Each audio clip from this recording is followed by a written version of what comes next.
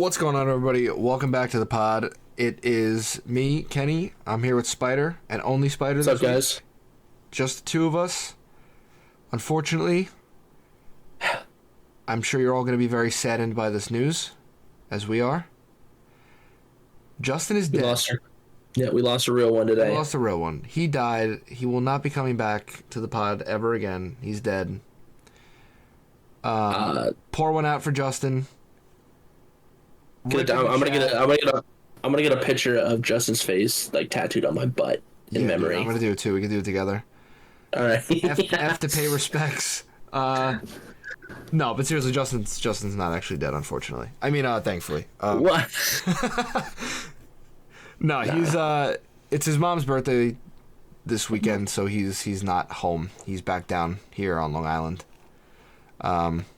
He wanted to still try to record the pod this weekend, but we were like, nah, dude, you hang out with your mom. Spider, we'll get exactly. So you're gonna see this on Justin's channel, even though he's not here. But just know he's here with us in spirit. He's only here in spirit, exactly. Yeah, but today we're doing a Destiny 1 and 2 raid and dungeon tier list. I feel like it's best that Spider and I do this because, no offense, but Justin really hasn't done too many raids or dungeons. Yeah. At least not to completion, so... Yeah. I feel it's better that we just do this together. Yeah.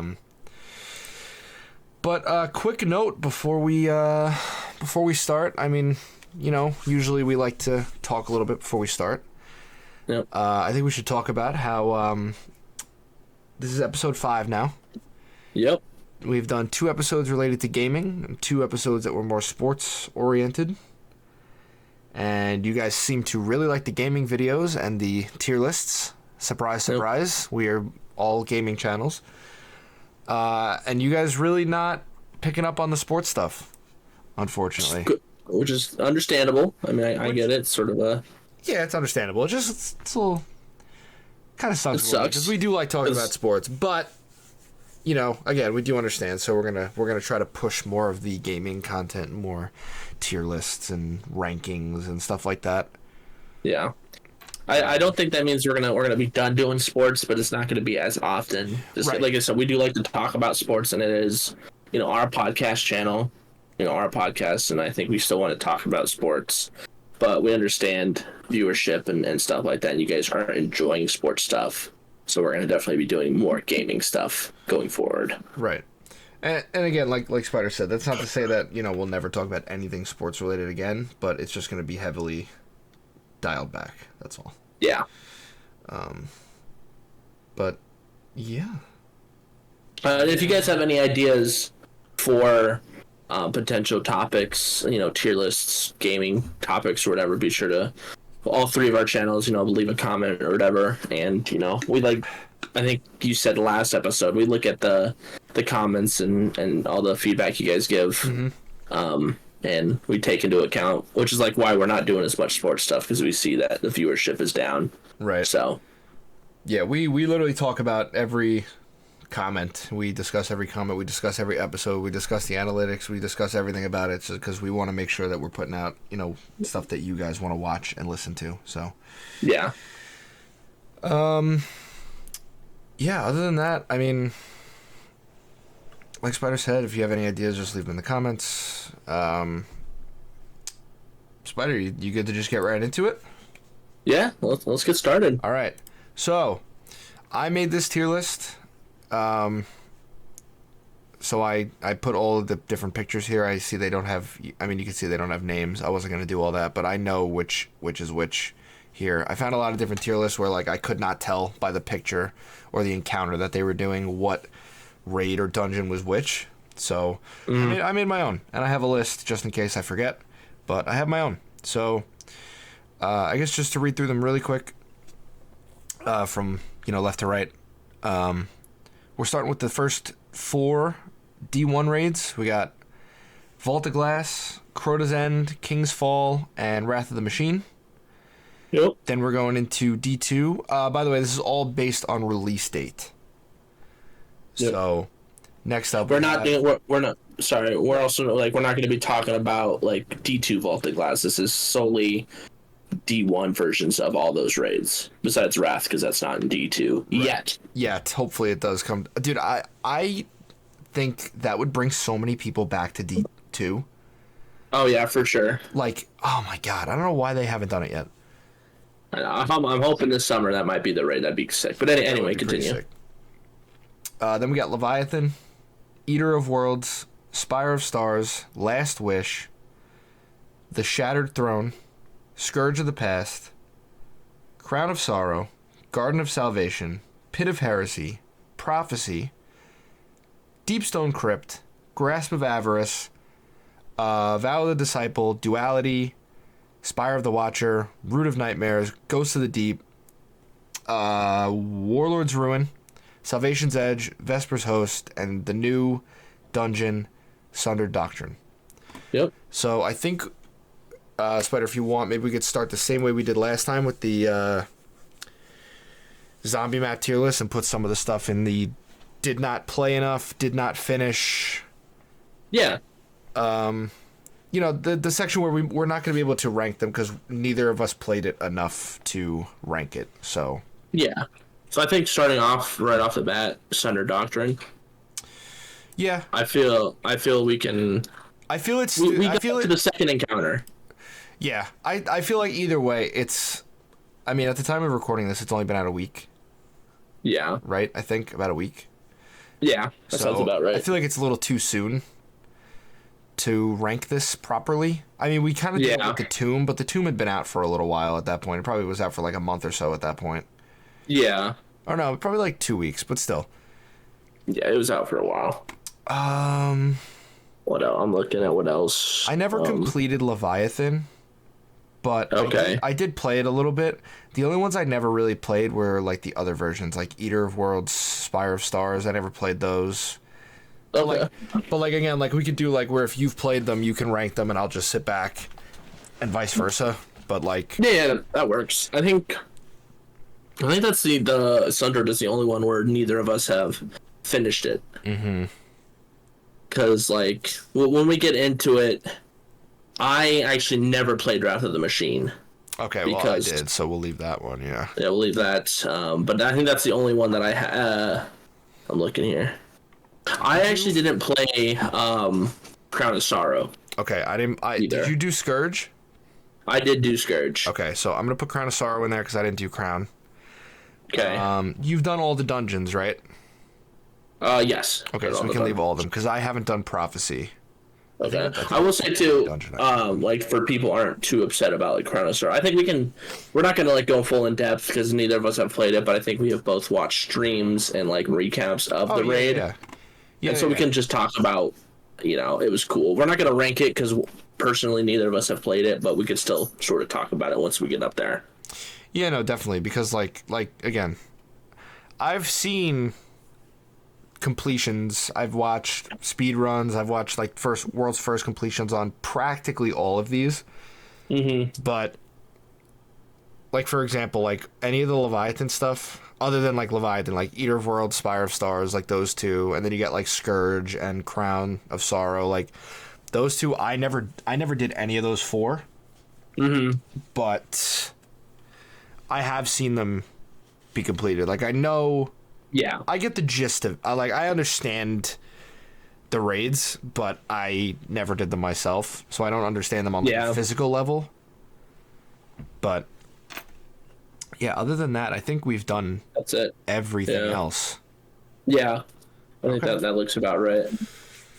All right, yeah. So do you want to start maybe with Vault of Glass? Yeah, let's get it going. All right. So Vault of Glass, very first Destiny raid that came out. I know that was like a really big thing. It was the first like sort of co-op experience that was like a raid. I know that was a really big thing when it first came out. I actually didn't play Vault of Glass right when it first came out. I don't know about same thing for you. Vault of Glass, I did on D1. Yeah, I did beat that. Okay. So I played it, and I played through it, but I never finished it. Okay. but in my opinion, what I did do, it was fun, and it was the first raid Destiny ever had. Yeah. So personally, I think it should be ranked pretty high, like maybe like a A, just because that's like, I know a lot of people still like Vault of Glass. Mm-hmm. I think a lot of people like Vault of Glass, for a couple of reasons. I think it's, I think because it's cool. It was like the first raid, but like at the same time, I think it's like one of the easier raids nowadays. Yeah, I will say world's first. So how we're gonna be doing this going forward is, whenever we talk about a raid or a dungeon, we're gonna bring up the world's first time, just as like a little tidbit of information you guys can sort of, like, oh, that's actually pretty sick. It took that long, or it was that short. So, Vault of Glass, world's first. It was 10 hours and 44 minutes. Yeah. So, at the time, I mean, for a first raid, that's pretty crazy. I'm not gonna lie. Yeah, and as you'll see as we go on, they kind of start to dip a little bit, and then up as the skill level. Like a peak. Yeah. As the skill level goes up, the amount of time it takes drops pretty significantly between the next couple of activities. Yeah. But I think A is a fair spot. Something we didn't do last time with the tier list is, like, we didn't wait till the end to rearrange anything. So this time, since it's only 25 different maps or dungeons, raids, activities, whatever, we'll just wait. We'll wait to the end this time, and then we'll try to swap some things around. Okay. Crota's End, I kind of want to put in a B. Okay. Because I don't know, it's just it's much easier in my opinion than Vault of Glass. And at the time, I don't know if you remember this, but at the time, the way to beat Crota effectively was you had to have somebody playing on an Ethernet, and when you got up to damage on Crota, whoever was on Ethernet had to be the host, would pull their Ethernet, and Crota would just stand still, not move, and you would just kill him. I do slightly remember hearing that was like the cheese. Yeah, that was like crazy at the time, but like, I don't know. Honestly, it's like tricky for me because I feel like these first 4 dungeons are like a little tricky. It's almost like the first 4 maps on World at War Zombies, because this kind of sets the precedent for what we're gonna get in the future. Yeah, like this is them kind of like experimenting in a way. At least with I feel like at least with the first 2 raids, this is them like really trying to experiment. Yeah. I don't know. I feel like Crota's End is fun. Like, it's fine, I guess. But, like, nowadays, I like the new Crota's End, like the remaster or whatever, I think is way better. Oh, yeah, for sure. But for the time, I think B is probably fair. Yeah, I mean, I will say Crota's End does hold a special place in my heart because that was the first raid that I've ever done, that I ever did and completed. So it is sort of special to me, just because it was, I didn't play Destiny with too many of my friends back when Crota first came out, because I think I was in middle school, and trying to get a whole bunch of middle schoolers together to do a raid is like impossible. And so I ended up playing with some random people, and they helped me through it. But I do remember completing it for the first time, and it was awesome. So. I think B. I think it's a pretty good place to put it. Yeah, I think too. Like, I don't know. I feel like at the time, when did these come out? I don't even remember now. Like 15 maybe 2014, or is that sounds about right? I'm looking at. Let's see here. Just pulled it up real quick. That is Destiny 2. I don't need Destiny 2.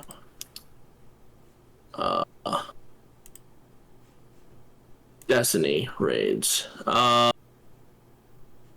Vault of Glass. Keep talking. I'll eventually find it. I'm All right. Yeah, but Crota's End took 6 hours to complete day one. I don't know. I feel like that almost 5 hour drop off kind of shows how much. Not only did not how much like just the Destiny community got better as a whole, but like how much easier I think Crota's End was overall. Yeah. I don't know. I mean, I don't know. I think B is a fair spot for now, but again, you have to remember the times too. Like I was saying, like not early 20, like mid 2010s. Yeah. You know, the game was fresh. The game had just come out. I mean, yeah. This was like the new big thing, raids. I mean, other games have always had them, like World of Warcraft has raids. I think correct me if I'm wrong, I think RuneScape has shit like that too, like raids and stuff. Yeah. But, you know, this was the first for Destiny and for Bungie too. Yeah. So again, I feel like I keep saying, I feel like these first two raids especially, it's harder to rank them compared to the other ones off the bat, just because like this is something that they were testing, they were trying to make, you know, better, and I don't know. Yeah. I did find the release days for the first two. So Vault of Glass was September 16th, 2014. And then Crota's End was January 21st, 2015. Right, yeah, so 2015. Right. Yeah. All right.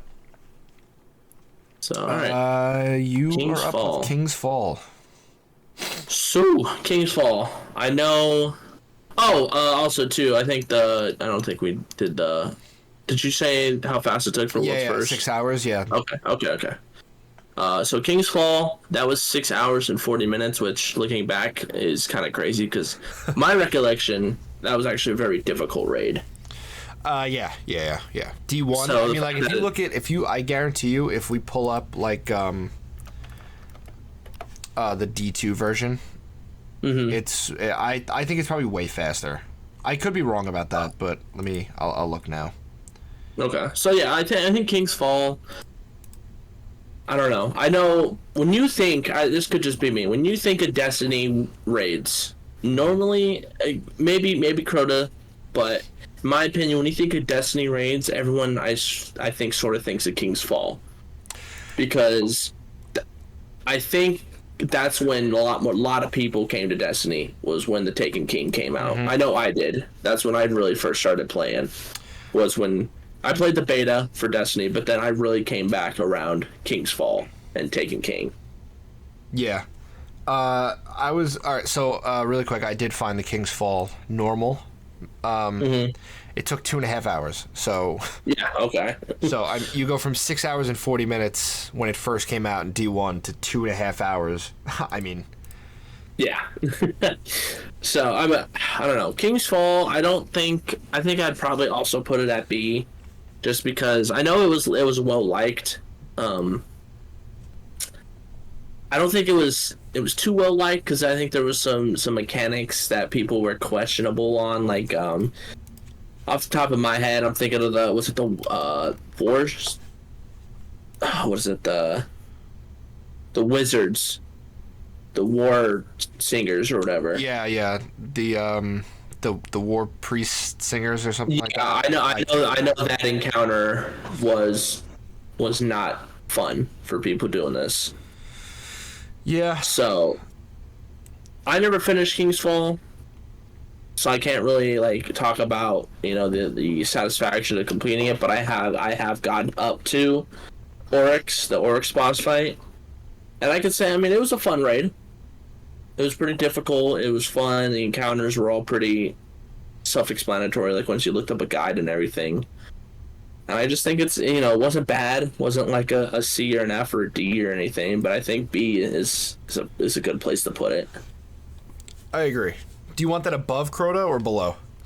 I think I'm going to put it below Crota, just because Crota is, you know, one of those raids that, like, That was like the first raid a lot of people did because Destiny started getting popular. Interesting. Okay. Yeah, but I agree. I mean, I think it might be above Crota, in my opinion. But okay, I can see it go both ways if I'm honest. Yeah, I mean, I feel like they're pretty interchangeable. But I do remember, like you said, you kind of got into Destiny around King's Fall. Mm-hmm. So I've told this story before, but like when Destiny came out, right? I was like not really into it. I was like, okay, like whatever. It looks like another Halo. Like it looks like Bungie just dropped Halo and just remade Halo under a new name, right? Mm-hmm. I was like, whatever, right? I'm probably not even gonna get it. I ended up getting it for Christmas that year. Mm-hmm. So it came out in September. So I got it, 3 months later? I think it was like mid-September it came out, or early September. I got it. So we'll say like 3.5 months later. And I was hooked from the jump. I was like, all right, I'll give it a shot. Hooked from the jump. The only thing is, I never had, at the start, I never got any of the DLCs until King's Fall. Okay. So I was always there. I was always playing as much of the game as I could without the DLCs. But as soon as King's Fall dropped, I bought King's Fall, and I've never looked back. Okay. Like, like I was already like into Destiny at that point, but when Taken King dropped and King's Fall came out, they had me hooked, and that was it. I've been hooked since Taken King and King's Fall. Okay. You know what? That does actually remind. I remember. Only reason I got into Destiny was I was helping my grandpa with some plumbing stuff at someone's house. He took me along to help. And there was this guy, this teenager, and I think I was, like I said, I was in middle school. This dude's like 15 or 16, and he's playing Destiny with his friends. And, you know, I'm supposed to be helping my grandpa work, and I'm just sitting there watching this kid play Destiny, and I'm like, this looks sick. And I do remember, actually, like, I started really playing Destiny when Taken King came out. But I did have Destiny. I know this is going to sound old for, you know, if there are younger people. I did play Destiny on the PS3. It's crazy to think about. It came out on the PS3. I think I had it. I think I had it on the PS4. I played it when it came out on the PS3. Hold on, I have. Yeah, no, PS4. PS4. I almost said PS1. The hell? PS4. Yeah. Yep. Yeah, I played Destiny on the PS3 when it first came out, and then when Taken King came out, I bought the bundle, because I that's when I first got out. Actually, it was funny because me getting Taken King lined up with when I first got my PlayStation 4. Ah, that worked out. Yeah. That worked out. Yeah. I think that's a good place to put that. All right, that's fair. All right, Wrath good of the sir. Machine. Take us to Wrath. Yeah, Wrath of the Machine. All right, so I have completed this raid back in D1, and I wanted to come back to D2, just like everybody else. Mm-hmm. We were talking about it before. It took me and my group 6 hours to complete this. 6 hours. Now, the World's First only took them an hour and 59 minutes, practically 2 hours, we'll call it. But this was the first time I really got into raiding, was with this. Mm-hmm. Like, really got into it. Like, me and Angelo, I don't think we LFG'd it. I think he met somebody on Destiny, and we played with that guy's friends. And they like Sherpa'd us. They pulled us through. Okay. So, but this is where I really got started with the raiding and stuff. And even though it took 6 hours and it was very difficult for somebody who, you know, it's obviously a raid is PvE. I've been into PvE, never really played the PvP a lot, but I never had done activities like this either. So this was my first like real taste of like a 6-player mode, PvE raid, and the mechanics of it and everything.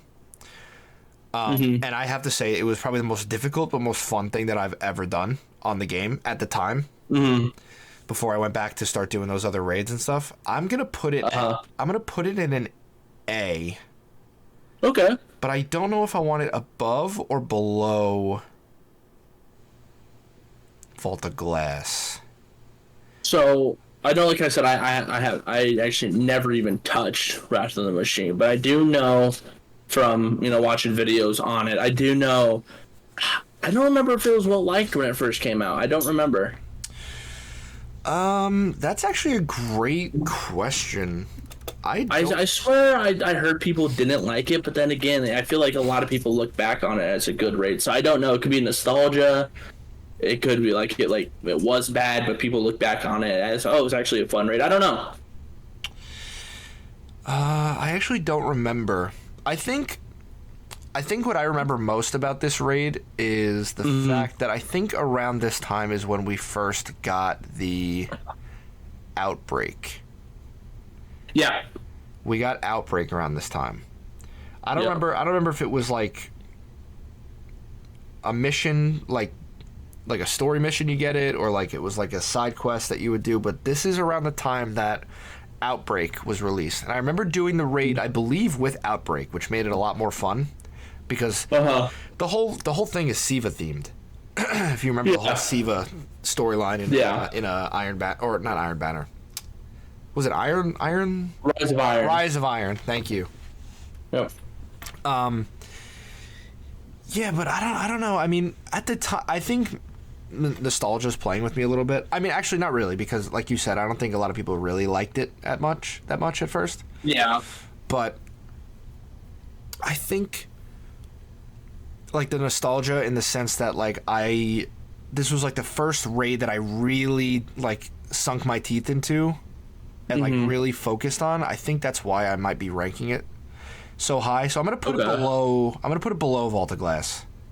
Okay. I'm gonna put it below Vault of Glass, but not by much. I think Wrath of the Machine would do so well on Destiny 2. Like, I don't get why. Like, there's got to be a reason why they're not putting it in the game. There's got to be a reason that we just don't know about. Because I feel like you reprised the other three. You brought them back, you remastered them, you made them better. What's stopping you from stopping you from making Wrath of the Machine? I don't get it. Yeah.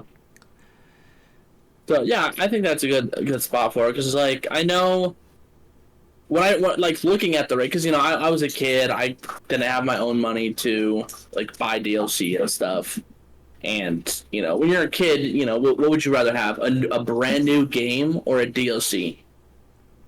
So it was like, I would never ask for a DLC. I always asked for a new game. So I never was able to play it, but it looked cool. I know, like, the whole aspect of Rise of Iron with Siva and stuff was such a cool concept. Yeah. You're going to hate me that I'm doing this, and everybody listening to the pod right now is going to be like, what the hell? So I was scrolling to try to find something about Wrath of the Machine, D2 at all, and I'm scrolling through this article, and this has nothing to do with Destiny. Nothing to do with Destiny, nothing to do with raids, dungeons, nothing. But I need to say this. I need to put this out into the ether really quick, because this is something we can definitely talk about in the future. Okay. There's an article right here that says Marvel Rivals developers may have planted fake characters in game files to catch leakers. Oh, yeah. That's interesting. That's really interesting. I did see about that. That's really interesting. Maybe we'll talk about that next week. Okay. We'll talk about that next week. A little spoiler for next week's pod, I guess. All right. Anyway, yeah. Sorry about that. I got a little sidetracked. Leviathan. So, I know you said you didn't play the other two in the Leviathan set, right? Right. I never... So, here's the thing, right? I never completed Leviathan, but as opposed to what Raid Report says, I have definitely played Leviathan a handful of times, enough to remember, loading in the big gold ship, how depending on the week you would go down a different hallway or drop down a different hole or something. That was all Leviathan, right? Yes, I believe. So I remember all of that. but I just never have I don't have a completion on it, and Raid Report says that I've never played it, but that's not the truth. So with Leviathan, starting off, of course, we're on D2 now, and that's what the rest of the stuff is. It's D2. Now, Destiny 2, when it first came out, was not well liked. People didn't like the campaign. They thought, why not just continue updating the first game? There was a whole bunch of things people had to say about D2. I bought D2, I believe, when it first came out, 2017, September of 2017. Yeah, super fun experience. I enjoyed it. Did you pre-order it? I did. Okay. I did. Which edition did you get? The one that came with like the pin. Okay, so you got the same edition that I did. Yeah. Were you like me and Angelo, where you waited till the next, or not like me and Angelo, where you waited till the next day, or were you like us and you waited online till midnight to pick up the game? I went until the next day because I wasn't able to drive yet, and none of my parents wanted to sit out in line with me. Well, No, that's totally fair, because you have to keep in mind, I think I'm like, what, 4 or 5 years older than you, I think? Yeah. So, Angelo and I was 16 when this came out. You were 16? Or 15 or 16. I was still young. What year did Destiny 2 come out? 2017? 2017, yeah. So I was 19. Yeah. So yeah, we had jobs, we had money. Mommy and Daddy couldn't tell me what to do. Just don't tell them I said that. I'm gonna share this actually. Don't, please. No, they'll ground me. No, but I'm pretty sure I could probably find it, and maybe I'll throw it up on the pod if I can find it. But Angela and I 100% live streamed us standing outside GameStop waiting for it to open so we could pick up Destiny 2. Swear on everything. I think I remember. I think you shared that with me. I remember that. I remember seeing that. And what other? We did that with one other game. You guys did that with Modern Warfare, didn't you? Was it Modern Warfare? I think it was Infinite Warfare with Modern Warfare. I think yeah. I think that was it. Yeah, we waited outside for that one too. That's funny. One of those ones, if I can find it, I'll link it to you. One of those ones, we bought like a 5-pound bag of Sour Patch Kids and just sat outside GameStop eating fucking Sour Patch Kids. Unbelievable. Oh, that's awesome. Unbelievable. I'm sorry. That's awesome. Is it my pick for Leviathan? I think. You just did Wrath. I'm for Leviathan. Oh, right. You're right. So Leviathan, like I said, it was soured because of the reception Destiny 2 got, and I know not many people liked it. Now, if you go back, if you ask people now, it's nostalgia, like a lot of stuff is. A lot of people are like, man, I wish they'd bring it back. At least for the first Leviathan, not Eater of Worlds and Scourge of the Stars. Right. I know that those ones are still sort of looked down upon. But Leviathan, I actually think, like, I don't want to put too much stuff in a B, but I would say that's like a B. I would say it's probably underneath everything else, so like King's Fall and Crota. Yeah, like a low B. Yeah, because it was still fun. I think if I look at my raid report, I did it 10 times. Oh, wow. I cleared it 10 times. Damn. So I played the first Leviathan, or that literally called Leviathan. I played that a lot, so I enjoyed it. Wow. You see, that was around the time where like I really wasn't feeling Destiny 2. Yeah. I think I might have to be totally honest with you, that time in Destiny was such a blur. I don't even remember if I completed the Red War campaign. That's how much of a blur it is to me. I literally don't remember if I did or not. I imagine I had to have.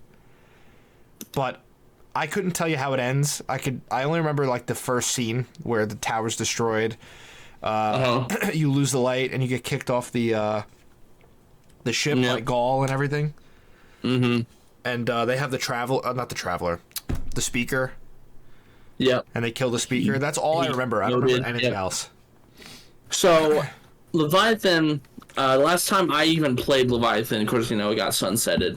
Mm-hmm. But last time I just looked it up. 6 years ago was the last time I completed Leviathan. Isn't that crazy? Yeah. God. And I understand I understand why they sunset stuff, but God, I fucking hate it. It's also really funny too. I'm looking at the world's first times. So I don't think Wrath of the Machine was 2 hours. And Wrath of the Machine, looking back, it's actually, granted, from what I saw, it looked like a pretty difficult, like I said, like for King's Fall, it looks pretty difficult. Leviathan, now, like after playing it a whole bunch, it's probably one of the easiest raids I've ever done. But apparently, when it first came out, that was not the case. Yeah, no, I mean, I didn't struggle, but I never finished it either. You know what I mean? So, yeah, so 5.5 hours is what the world's first team took. Which is not today's standards. That's actually not. That's actually crazy. Pretty fast. That's pretty quick. But back then, when that was technically the first raid of D2, that's a pretty long time. Not as bad as Vault of Glass, which is hilarious, but it's still a pretty long time. Yeah, for sure. And then I'll just go through, since you haven't played these ones. Eater of Worlds, I only have one clear on Eater of Worlds. I have 2 clears. Sorry. Wasn't that enjoyable, if I'm being honest. The boss fight was kind of difficult, kind of sucked. There's like a thing where you get shot out of a cannon, and there was sometimes a glitch where you like got stuck behind a cannon and you died. I remember that actually. Maybe I did play Eater of Worlds once. And it's just, in all, it wasn't that fun. And this was, I think, Eater of Worlds came out with, what was the first DLC for D2? Oh, something with Osiris. Was it Trials of Osiris? No, what is that first DLC? I'm looking it up right Curse now. Of Osiris. Curse of Osiris. Yeah. Curse of Osiris, and then Scourge of the Stars was Warmind. Warmind, correct. So, honestly, I'm probably going to put both of these at D tier. Just because I don't even know. It's, like I said, it just wasn't that enjoyable of an experience. And yeah, I would probably say D. Not many people remember these raids just because of how bad they were, and they just weren't that fun, and they were like super difficult for no reason. Ain't that the truth? So like I said, I think I'm gonna probably put these at D. I know from your recollection of these raids, what you think you're pretty good assessment. So I vaguely remember Eater of Worlds just because of the canon thing that you said. That like sparked like a memory. I do remember the canon thing, but Spire of Stars I don't remember like actually ever playing. Spire of Stars, so I remember both boss fights pretty well. Eater of Worlds was the one where you had to collect the different elemental orbs and input them somewhere, and then like these platforms would like rise around the giant Hydra, and you had to like shoot different like weak points on the Hydra to do damage. Okay, I do vaguely remember that. I don't think I ever did it though. I think I just remembered from like watching people play it. And then Scourge of the Stars, that boss fight was you had to like someone like got launched into space, and you had to like use like a buff or something, and you had to like look around at all the different Cabal ships. And there's a certain symbol above the Cabal ships, and you had to like relay that to your team or something. I don't remember exactly. Is that the one where there were 4 different symbol like plates around the room that you had to stand on? And then I think is that also the one where like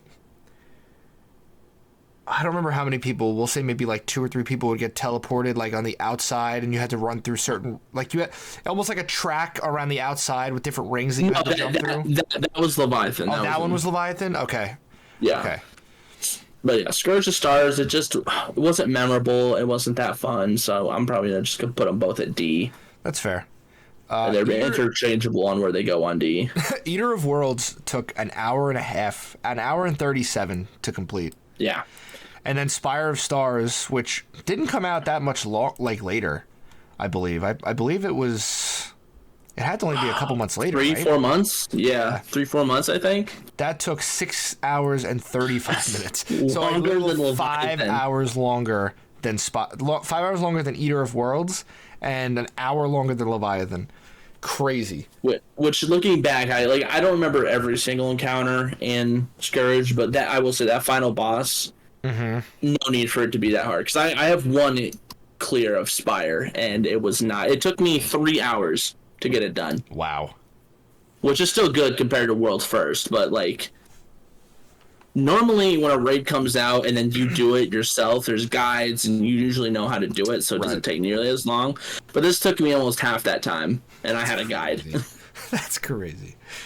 So, all right, good sir. All right. For now, we're going to get to the second longest raid in Destiny history based on, World's First. Last Wish, which took 18 hours and 49 minutes to complete. The way I think I want to do this from here on out, because I feel like this could change, but I feel like you and I might agree on this. I think we should have in the S tier 1 raid and 1 dungeon. Okay. If a dungeon warrants an S tier, let's put it that way. Okay. You know what I mean? Like, are we only limiting ourselves to 1? Like, we can't put multiple stuff in there? We could if you want. Why, you think more stuff? Like, we probably should have a raid in S, is what you're saying? Well, I think there's going to be 1 right now that's going to go in S, and that's Last Wish. Yeah. I think Last Wish. There are other raids that I do enjoy, and I would. Like, right now, I don't think I would load up D2 and play Last Wish. But I also think that Last Wish is probably the best raid that they've put out so far. Especially coming off the heels of, the 3, Leviathan, Eater of Worlds, and Spire of Stars. I think, especially with those 2 DLCs, Curse of Osiris and Warmind, especially, Destiny, if you remember, which I'm sure you all do, was on a steep decline. Oh, yeah. A rapid decline. Forsaken comes out and saves the game, and then they throw Last Wish at us, and that steep slope reversed itself and went right back up. Everybody was hooked on Destiny again because of Last Wish, and I think it deserves an S tier. My first clear of this took a while, I won't lie, but looking back on it, there's not one encounter in Last Wish that I dislike. Genuinely do not dislike any of them. I think everything is made perfectly. The way the boss operates, like the way that Riven operates. I mean, there is a cheese, and that's how I completed it, but if you're doing it legit, the actual way to beat Riven, it's smart. You have to pay attention to everything. You have to pay attention to your surroundings constantly. Yep. I mean, I just think, like, that's what you need in a boss fight. Not like, not to throw shade, because, like, not that I didn't enjoy it, but, like, the final boss in Salvation's Edge, when you're on the DPS phase, there's not much you have to worry about. You have to move left, you have to move right, you have to jump. Left, right, jump. Left, right, jump. While you're doing damage. Not much thought and brain power is going into that. Meanwhile, Last Wish, you have to pay attention to where Riven's tentacles are, the arms, if they're going to swat at you or whatever, the attack from her mouth, the wipe attack where you have to shoot the correct eyes at a certain time to prevent the wipe. Everything about it is, in my opinion, near flawless. I agree with that. I mean, Last Wish, my very first attempt on it was 2 hours, which is actually pretty good. And I agree with that. I mean, when the raid first came out, this was the first raid that I watched a World's First race on. Like, I was watching, keeping up with it. And this, honestly, Last Wish is what really got me into Destiny 2. Like you were saying, like, before Last Wish and Forsaken came out, was sort of dying. Like everyone was like, Destiny 2, how much longer does it have left already? Yeah. And Forsaken the Last Wish come out, and I remember I started playing Destiny a lot, and this was around the time when we met too, and we started playing a lot more Destiny together around here. Yeah, around Last Wish time. Yeah, that sounds about right. And I mean, hell, Last Wish is still one of those raids people still go back and play when they're bored. I mean, hell, we were just talking our last one of our last few clears was 56 weeks ago. We're still, what is that? It's just over a year ago. Yeah, we did it. And then my most recent clear was about 42 weeks ago. Right. So I mean, it's still a little bit further out, but like people still go back and play it because of how fun it feels rewarding. A lot of these raids you complete and encounter, and it's like, well, it's done. Let's move on. Mm-hmm. But Last Wish, anytime you completed an encounter, you felt good about completing that encounter. For sure. And all the encounters, they were difficult, I will say. I mean, the hardest one that I think a lot of people agree on was the Vault. Yeah. Vault took a while. Yeah, but that's another thing. Like I said, like once you figure it out, though. Oh yeah. There is not. I still stand by it. Like the Vault can be annoying if you don't know what you're doing, but if you know what you're doing, there's not one encounter in this raid that is not good, like well developed, and satisfying to complete. Yeah. Even the end, after you finally beat Riven, right? You're hyped. You just beat the boss.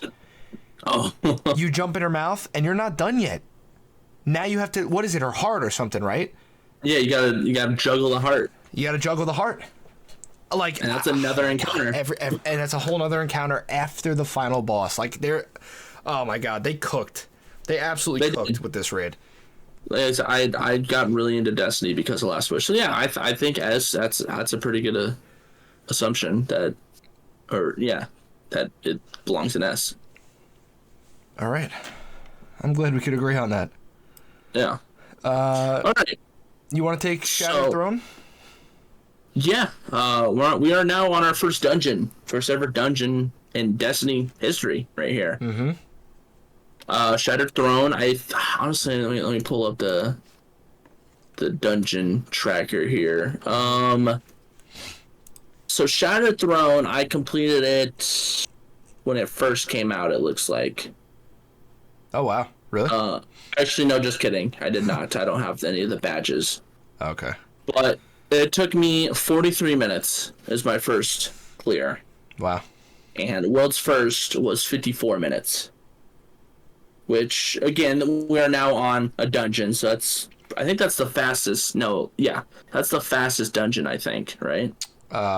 Shattered Throne? Maybe, actually, yeah, it looks like it. No, Duality. Oh, Duality. Duality is faster. Grass, no, too. Ghosts. Ghost is... Ghost, wow. Oh, Spire. Hold on. Spire. All right. Never mind. Forget that. Forget that. Shadow Throne took 54 minutes, and it was a fun first dungeon. There's a lot of stuff that they added onto it in later dungeons. But for the very first dungeon of like a 3-man sort of raid-esque activity, I think they did a really good job with it. It's not too difficult. I mean, it's the easiest, if I'm being honest. It's probably the easiest dungeon now. And you can fly through it. Yeah. It's fun, and I think because it is the first dungeon and a lot of people enjoyed it, I'm alright with putting it at, like, A, honestly. I feel it was well enjoyed. I liked it personally. It was fun, and it was the first 3-man, like, activity that we had. So, if you didn't have enough friends for a raid, but you had enough for a dungeon, you can still do something together. Right. No, I agree. I mean, I think Shattered Throne might be one of my favorites, too. Mm-hmm. Like, I think I have, like... I had my dungeon poured up a second ago. I have 5 clears on it. My fastest time is 25 minutes, so... I think that was the one the one that we did recently, 20 weeks ago. Right, yeah. Was that 20 weeks 25 ago? minutes. 25 minutes. 25 minutes, 47 seconds. Yeah, I think that's the one where Angela, like, shredded the final boss, right? And I did absolutely nothing, yeah. Yeah, like, he did, like, he killed it so quick. He did a crazy amount of damage so fast. Yeah. And we barely did any damage. Yeah, that was crazy. But yeah, no, I agree with you. I agree. I think it's an A. Where would you put it in A? Above? See, now we're getting into different weird territory because it's a dungeon. It's not a raid. Right. Would I rank it better than a raid? No, because it's a raid. Or it's raids are always going to be better. So I don't know.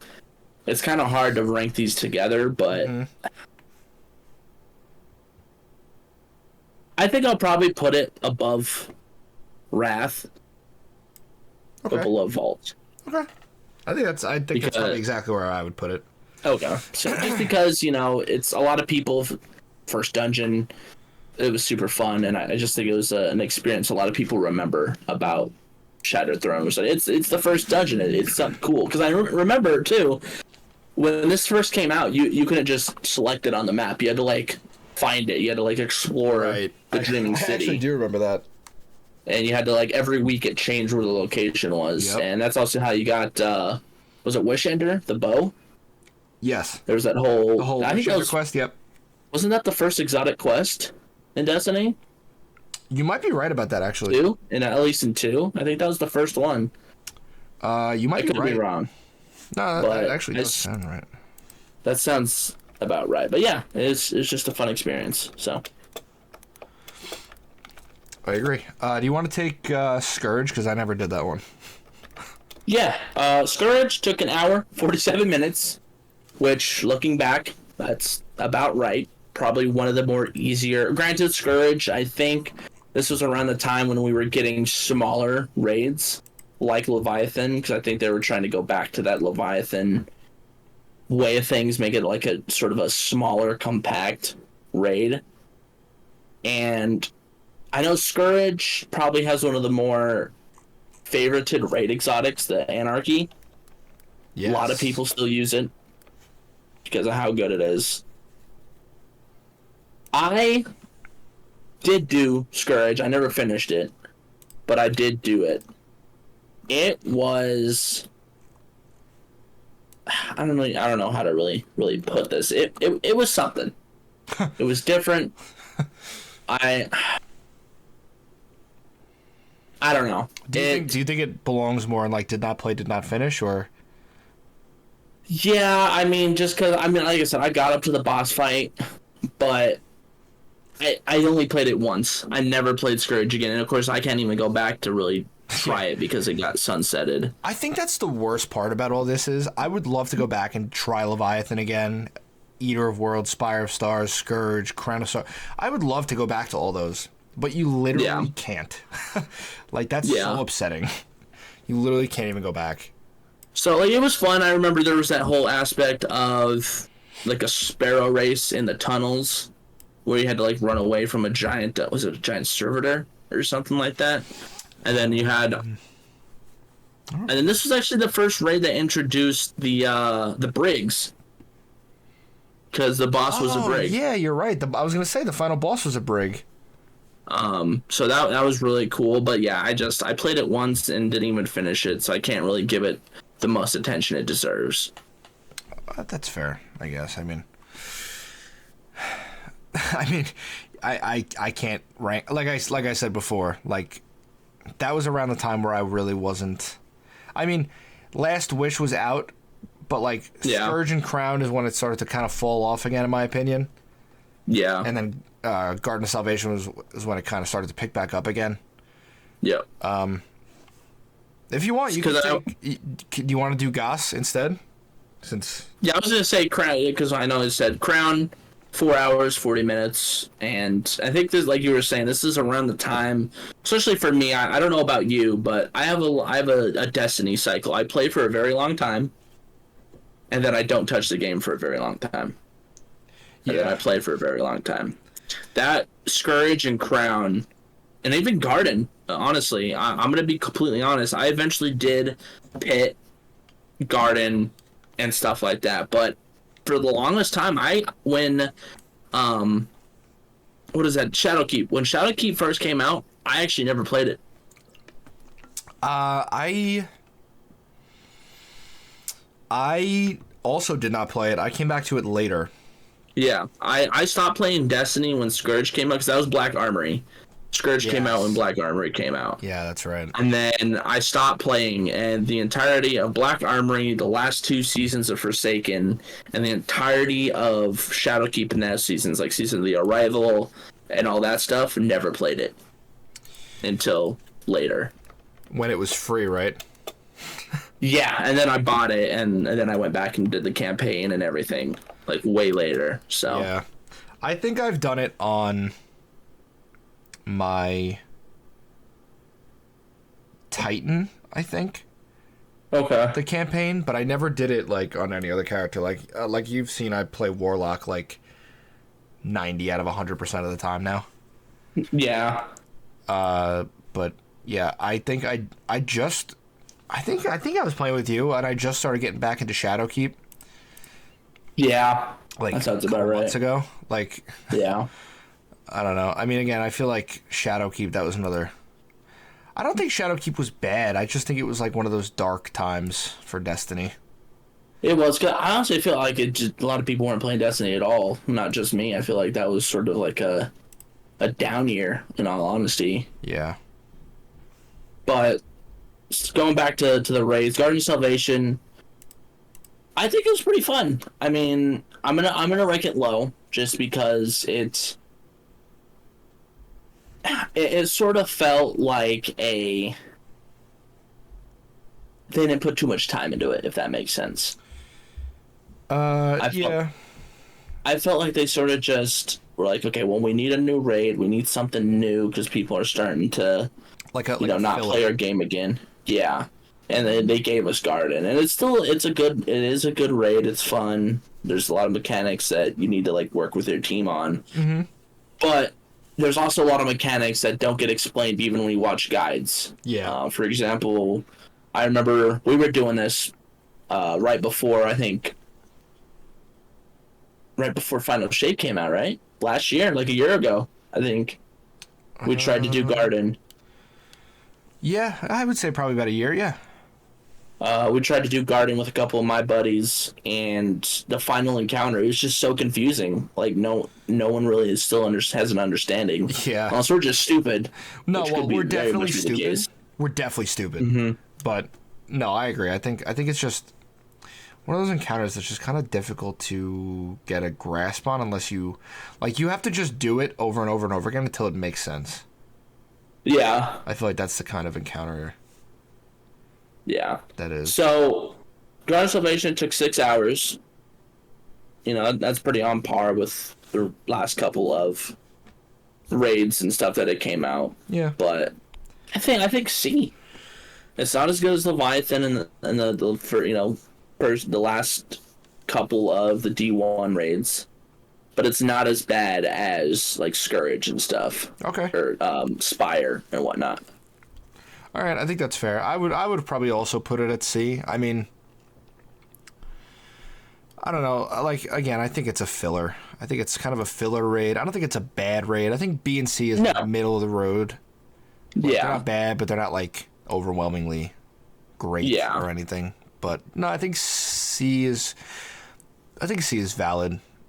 I mean, again, it took 6 hours and 14 minutes to complete this day one for the fastest team. But I feel like now you can get it done in like a half hour, like a dungeon. Oh, yeah. Everybody knows what they're doing for the most part. I mean, yeah, I feel like that's just filler. Filler. Yeah. I'm up with Pit of Heresy. Now, Pit of Heresy, I think I've done it a handful of times. Maybe like 2 or 3 times. Maybe. If that. I've done it twice. Look out. Yeah, literally maybe twice. I've never done Prophecy, though, so this kind of worked out that we're doing it in this order. Okay. That it ends up being this order, I mean. Pit of Heresy. That was which boss was that? That was a Shadowkeep one. Yeah, it was the final boss was a giant knight. Oh, right, yeah. And he like you had to like kill wizards and put like wizards and kill knights and take their swords and whatever, right? Yeah. I don't know. I think it's kind of mid. I want your input on this. I'm either going to put it below Garden of Salvation or in D, right above the 2 raids. I'd probably put it in D because I agree. Like, it's not like right above the raids, right? Like, I think I'd rather do Hit of Heresy over those 2 raids, but I don't think it's on the same level as Goss. I don't know. I feel like it's just another filler kind of thing where it's like not. Yeah, it wasn't because hell, the first, how long it took, an hour. Yeah. So like it wasn't hard. I don't feel that there's a lot of stuff put into it, and like a lot of the mechanics too. I think that's something we haven't really been discussing as much as we should have. Which I think it would take way too long to discuss. But there, encounters are a thing that makes like raids and dungeons fun. And Pit, the encounters, I just don't think they were anything special. I'm being honest. Yeah, I mean, like I said, it's one of those ones where I like barely even remember it. Like it's like I just vaguely remember like you need the knight's swords to like I don't remember if it was debuff or like take the shield off for like the wizards or something, but I know you had to use it for damage, or like maybe it was just the best weapon for damage against the final boss. Maybe that's what I'm thinking of. I just remember that this was very sword heavy, but it was not like bring your own sword. It was like kill the knights, use their swords for whatever. Yeah, that's why I feel like it's just not a memorable one at all. Yeah. So, yeah, I think high D. I think that's where I'm gonna leave it. Yeah, I think that works out perfectly. All right. And all right, so Prophecy. Honestly, if I'm thinking about it, that's probably one of the more played dungeons I have. Let me go take a little quick look here. Oh, I thought you were gonna say like overall. I was like, I've never played Prophecy, not even once. Prophecy. Oh, it is not compared to some of the later dungeons. Prophecy. The amount of clears I have is nothing, but I do have a lot of clears in Prophecy, and rightfully so, because it's a fun dungeon. It has the light and dark moats mechanic, and where you have to kill enemies in the shadows or kill them in the light to get certain moats. That's Prophecy? Yeah. I don't know what I was thinking, but I have done Prophecy. Okay. I never completed it, but I definitely remember that with the different moats, the light and the dark. Yeah, so there was the different moats, and it was just super fun. The boss fight was like you had to deposit a whole bunch of moats, and then when you got the damage, the dude was like, there was like a long like hallway, and he was like slowly teleporting back, and you had to do damage in that amount of time before the whole process repeated again. Right. So I think it's a fun dungeon. The only part I hate about it is like the giant desert and like the sparrow portions. Like I still don't know where to go half the time, and I've done it so many times because it's such a wide open, like, expanse of desert and everything. I get lost all the time. Yeah, I've never done more than the first encounter. I'm not gonna lie to you. Yeah, so I have a fun time every time I do it. I think it's been a while since I did Prophecy. Last time I did Prophecy was 39 weeks ago. I mean, that's kind of a while ago, but it was probably the weekly. Yeah, and so that's normally a lot of these raids raids and dungeons I've only do because of the weeklies. There's only a few of them that I would do just for fun. But Prophecy, I'd probably have to put it at,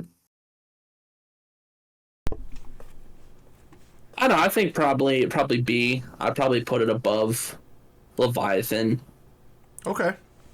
I enjoy it. It's definitely one of those things where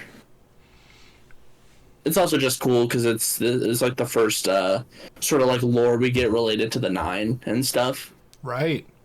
Actually, it's like we learned more about Zur and stuff. So I thought it was really cool when it first came out. So it's funny because after you said that, the whole like light moats, dark moats thing, I've been looking at all of the other dungeons and raids, and I don't know what I was relating that to. But this whole time I was like, yeah, no, I haven't played Prophecy. But I definitely have. But then looking back at everything, I'm like, it might be Grasp, because Grasp it's sort of the same mechanic with the engrams. The engrams, maybe. Yeah. No, but I can see the layout though. Like, it was like almost like an indoor enclosed thing, but all like the rooms were like very circular. You had to kill a knight, right, to get the dark or the light moats. Yeah. Yeah. No, I definitely. And then they opened up another door. At least the first encounter, at the very least. Okay. But nothing more than that. And I was always doing it solo. I never had anybody to play with. Okay. That's probably why I don't remember it.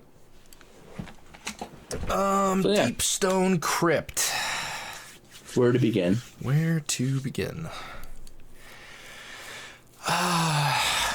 I mean, this one's so tricky because I don't like this one. Really? But I don't hate it.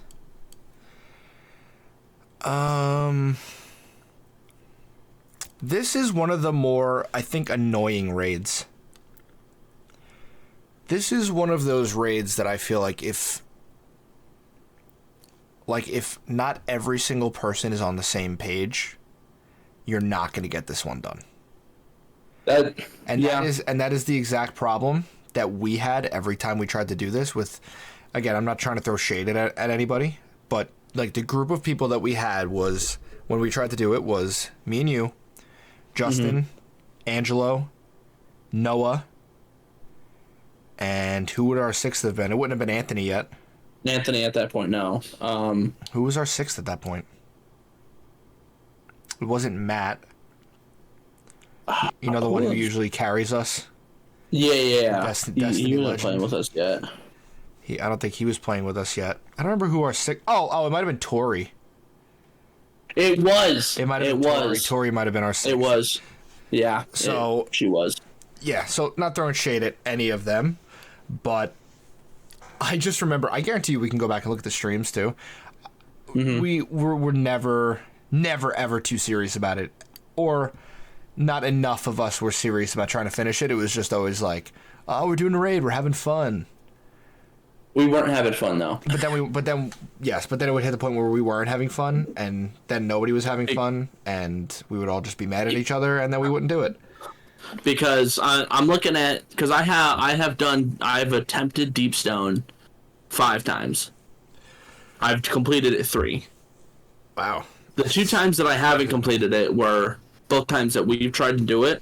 And both times 2.5 hours. I guarantee that was spent on the first encounter, or like the second encounter. I guarantee you the first time we did it, that 2.5 hours, the first one was 2.5 hours, right? Both were? I guarantee you the first 2.5 hours was us waiting to get into the first encounter because Justin would get lost and keep dying. And then finally we get into the encounter, we'd explain the encounter, and then nobody would know what they were doing. And then everybody who has to stop and watch a guide, who has to stop and read a guide, even though we're explaining it the right way. It was not. I don't mind Deep Stone Crypt. I don't think it's terrible, but I don't think it's one of the better raids. But I think part of me just really relates it more to the bad experiences I've had playing Deep Stone. But I think I might, you can debate this if you want, I might put it right below Garden in C. Okay. I think that's where I might put it. I do want to discuss a little bit more depending on the time frame we have. We have plenty of time. But I will say I like Deep Stone. I could see, because every time I've done it with our group, it has been very annoying. Very chaotic. But every time I do it with, my fraternity buddies or some randoms, it's such a fun experience. And it's also it has probably one of the most well-known encounters of the spacewalk with Deep Stone Lullaby playing in the background. Yes. That alone. Yeah, that's one thing I hate, because Deep Stone Crypt and that whole DLC, Beyond Light. That was that Beyond Light? Yeah, it was, right? Okay. Had the best soundtrack. One of the best soundtracks. And I think, too, it was so good because this came out during COVID. A lot of people were playing games. Because this came out in, I think, November of 2020. Right. After it was delayed. I remember... Wasn't it delayed, too? Yeah. Yeah, it was supposed to be like March or something, and then COVID happened.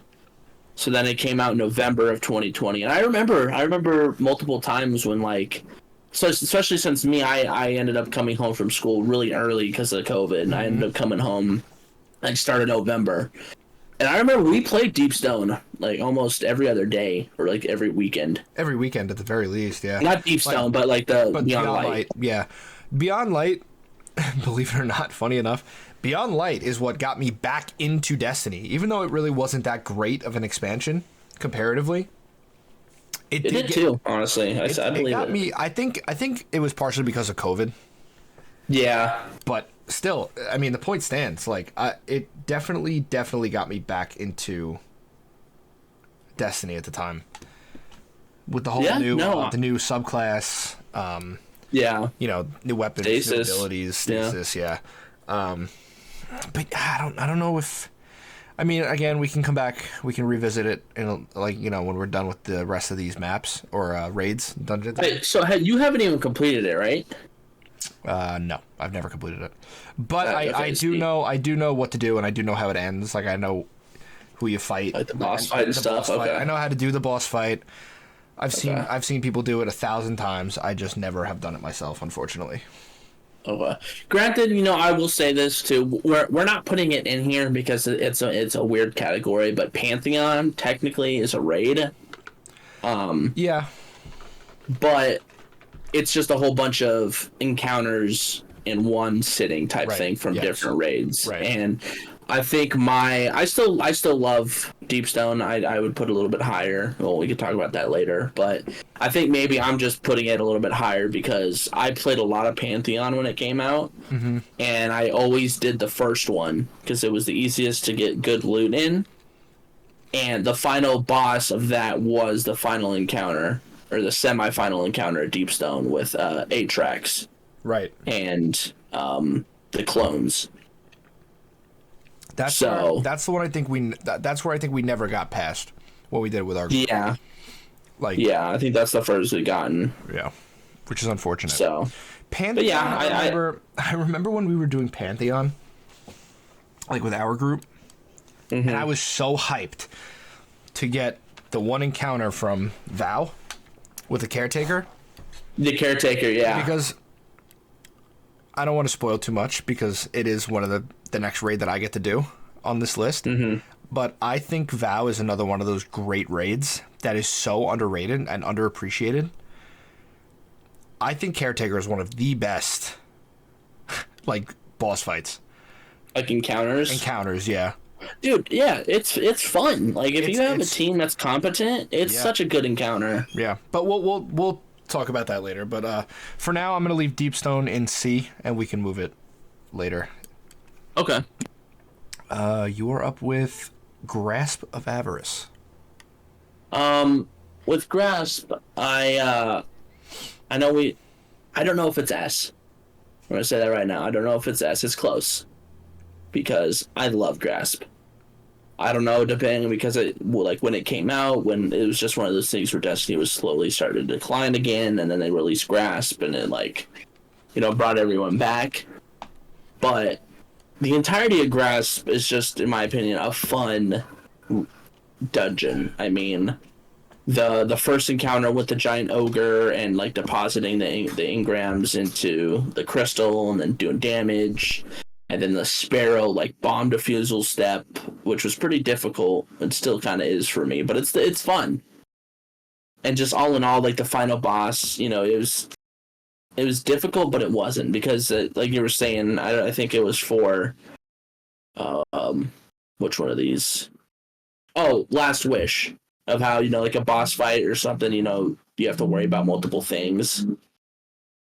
Grasp, you have to worry about the two like really high health boss enemies that spawn with the main boss, and then all the enemies, along with trying to do the actual step in for the encounter.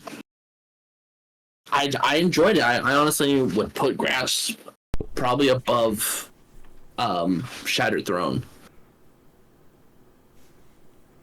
Really? That high? Yeah, I love Grasp. It's such a fun time. You put it below Vault of Glass? Yeah. Okay. Yeah, I mean, I agree. I think for the time, too, I feel like Grass was a lot of, maybe not a lot of people, but more of the casual person's, like, first dungeon. I feel like at least with the group that we played with, like, not many people were doing stuff like that in our group. So, like, once, like, we completed it, like, me, you, and Angelo completed Grasp, that's when we started pulling people like Noah and Justin through. I think we might have pulled Tori through once. Like, yeah, that sounds about right. Like, again, I feel like this was one of those things that kind of brought more of the casual player into it, which I think is great. I have no problem with it.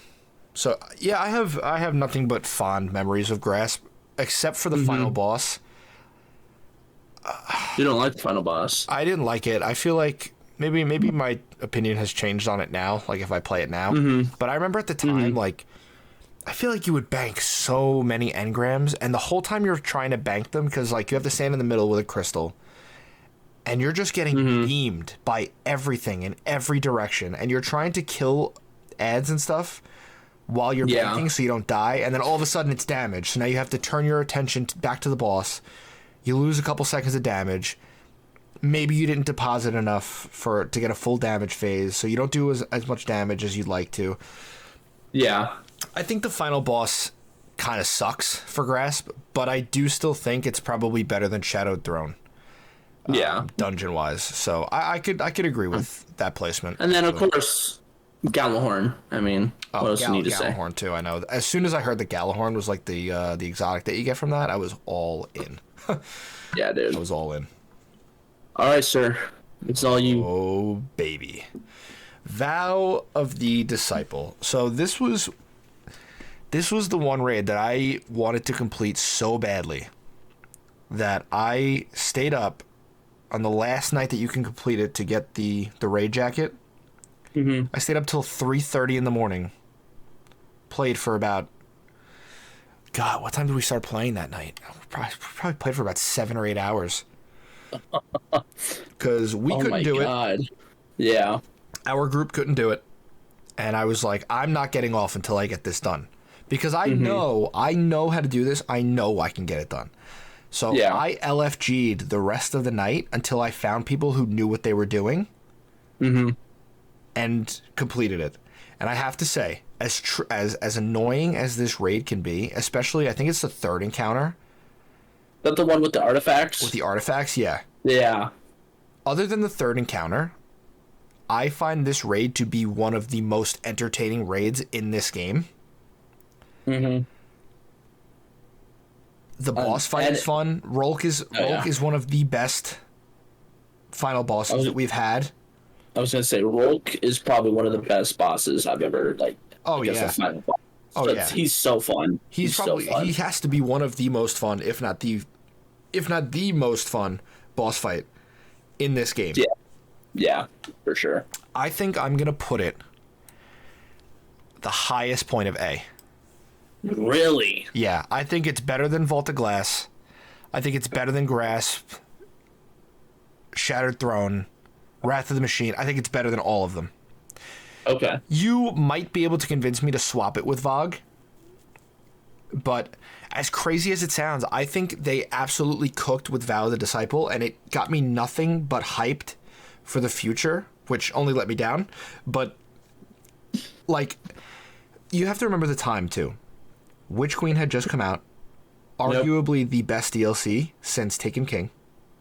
Yep. With one of the best stories since Taken King. With one of the best final bosses since probably Taken King. Yeah. Fighting Savathun, the Witch Queen herself. Yep. And then within, I think it was maybe 2 or 3 weeks later, I think the raid dropped. Vow dropped, yeah. 2 or 3 weeks later, we get Vow of the Disciple. Everybody, all the theories. Who's the disciple of who? What is the vow? What is, we see this tomb being, I don't remember if it was draining energy from a worm god or the other way around. You know what I'm talking about? Where you see the worm god underneath like this totem or whatever. I forgot what it was called. It was to get energy for the witness, which we came to find out later. Right, which we didn't know at the time, which was also so cool. So the lore implications alone in this make me want to put it this worm getting released. Yeah. But yeah, I think the way we were introduced to the symbols that we still use to this day for things like Sunder Doctrine and I believe Salvation's Edge, maybe we had to use the symbols. I don't remember. Yeah. It was Salvation's Edge, right? I have to really think about that. Yeah. Oh. I don't know. I actually don't know. Either way, I know so. I know after Vow we definitely had to use them again. Sunder Doctrine. I think Salvation's might be right. Sunder Doctrine was one, and I swear we had to use it in another one somewhere, but I just can't remember where right now. But either way. Yeah. Vow of the Disciple coming off the heels of Witch Queen and being such a difficult raid, but like difficult in that it was like a challenge. It wasn't like an impossible thing where it was like none of this makes sense. Why am I doing this? It was like it was just very challenging, and I it was a challenge that I feel like we needed at the time too, especially coming after Deepstone Crypt. Yeah.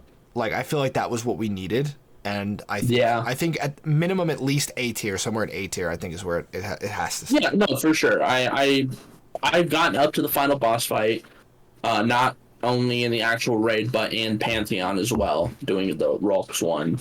And it is a fun boss fight. It's one of those when it is like I was talking about with one of the dungeons or raids where it's like there are certain encounters that when you complete them, or mechanics when you complete them, you feel good about it. And the Rolk is whenever you get the symbols and have to fill up the pillars and everything. Such a fun boss. For sure. So, all right, I'm doing Duality. Oh, we've been missing with World's First Times. I completely forgot about that. Prophecy was an hour.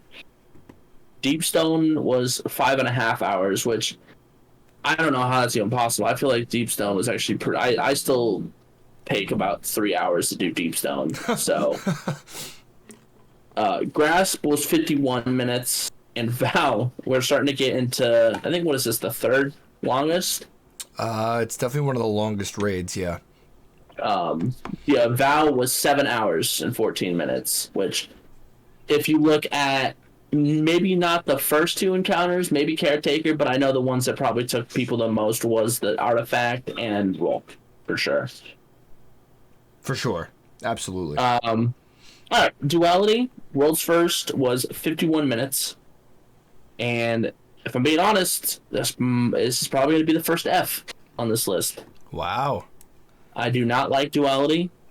The mechanic is kind of stupid. It's because, every dungeon or raid has a mechanic, right?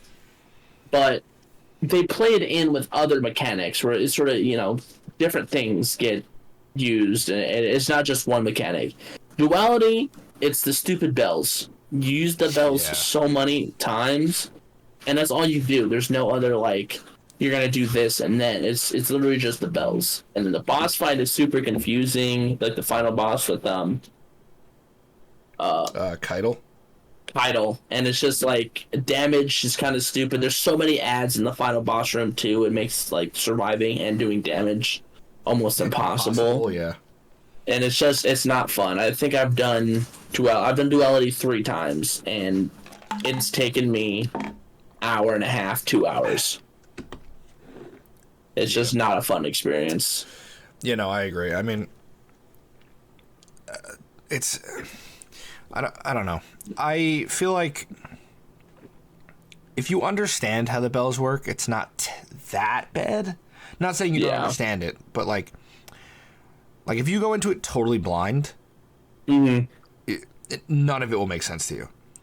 The only thing I really, really hated about it was the whole hit the bell, go to the, the upside down or whatever the fuck you want to call it.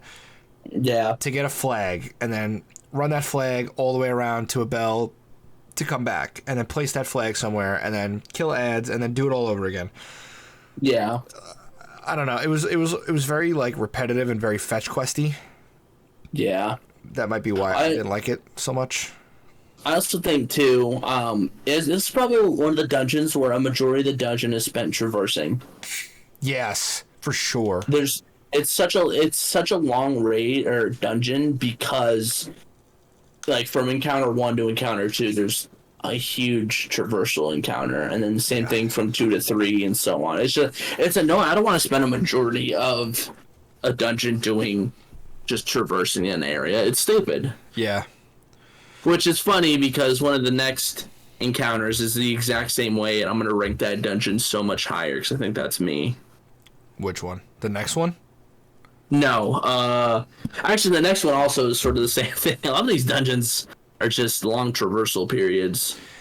Yeah. Because I thought the one I'm thinking, I'm trying to see if I'm going to be doing that one. Yeah, I'm going to be doing that one. So, but Okay. It's funny because I'm going to be ranking that one so much higher than Duality. I think I know which one you're talking about too, which is funny. So yeah, I mean, I'll take an F for that. I mean, it's nothing special. Yeah. I mean, that's definitely one of the ones I would probably say I played the least, other than Prophecy. Yeah. Spire of the Watcher. God, this is so tricky. I also, real quick too, I'm going to have you take Root because I want to talk about Ghost. Okay, so I'll do these two, you do the next two? Yeah. Okay, cool. All right. Well, let me start with Spire the Watcher and say that it took, for the world's first, it took 39 minutes and 25 seconds. Quickest dungeon. Was it the quickest? Yeah, I guess Yeah. so. Yeah.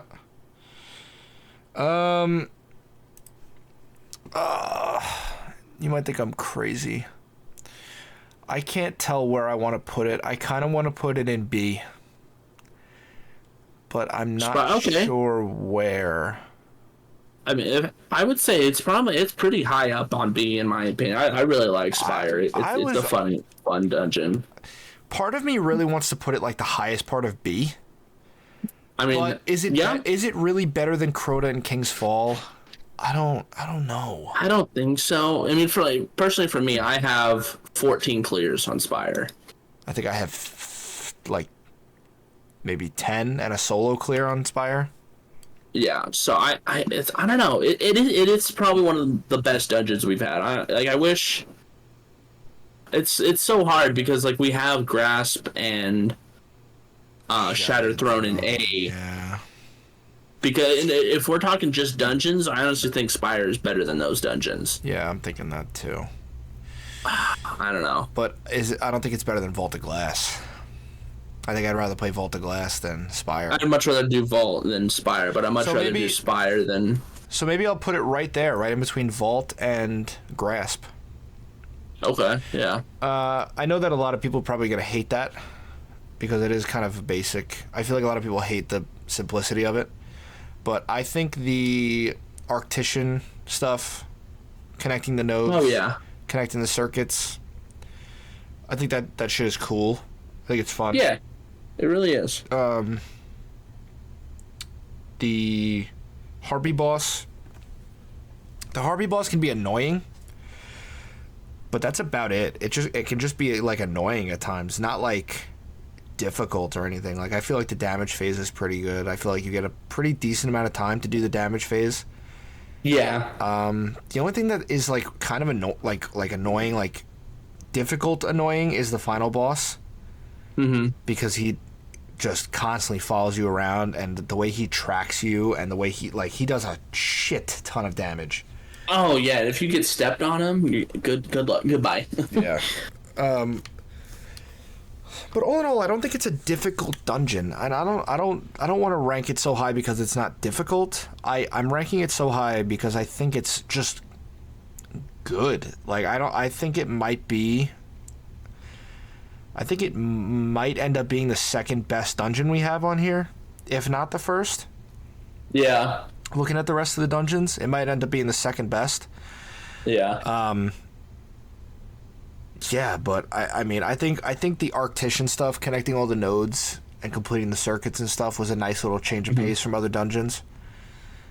Yeah, and I think too, when you look at Destiny, especially, you can map these out in so many different ways. You can map it out in difficulty, length, how much fun somebody has. You can map a lot of these out on different types of tier lists. For sure.